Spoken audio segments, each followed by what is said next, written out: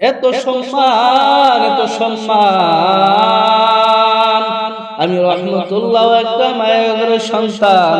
আমার মা বাবার জীবনটা কতই না ধন্য, কতই না ধন্য। আমি রহমতুল্লাহ একটা মায়ের ঘরের সন্তান। আমার মা বাবার জীবনটা কতই না ধন্য, কতই না ধন্য।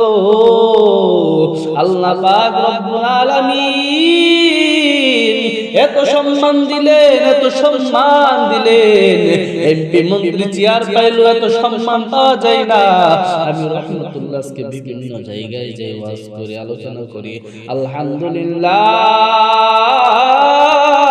এটা আমার কোনো যোগ্যতা নয়, এটা আমার কোনো যোগ্যতা নয়।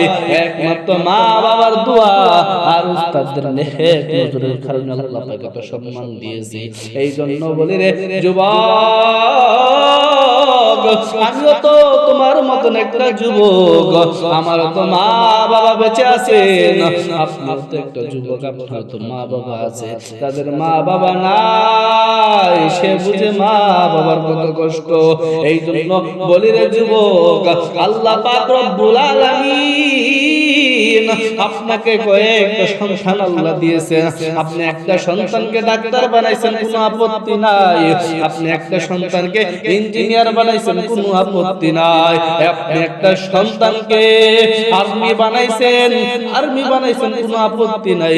আপনি একটা সন্তানকে আপনি পুলিশ বানাইছেন, কোনো আপত্তি নাই।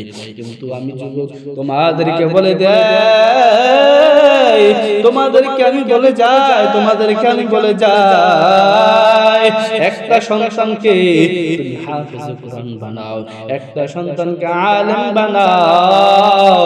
ও পর্দার অন্তরের মা, ও যুবক ভাইরা, ও যুবক ভাইরা, মনটা কি চাই না আপনি একটা হাফেজে কোরআনের বাবা হন? মনটা কি চাই না রে বাবা আপনি একটা আলেমের বাবা হন? মনটা কি চাই না ও পর্দার অন্তরের মা, ও পর্দার অন্তরের বোন, মনটা কি চাই না আপনি একটা হাফেজে কোরআনের মা হন? আপনার কি মনটা চাই না আপনি একটা আলেমের মা হন?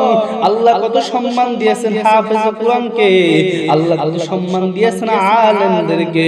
এই জন্য আমি বলি, দুনিয়াতে কই দিন থাকবেন, কই দিন আর বাঁচবেন? একদিন তো চলে যাইতে হবে। এই দুনিয়া কিছুই না, কেউ কারো আপন নয়, আমি আপনার আপন নয়। এই জন্য ভাই, এই জন্য বন্ধু, একটা সন্তানকে হাফেজ কোরআন বানান, আলেম বানান, দুনিয়া কামিয়াব, আখিরাতও কামিয়াব।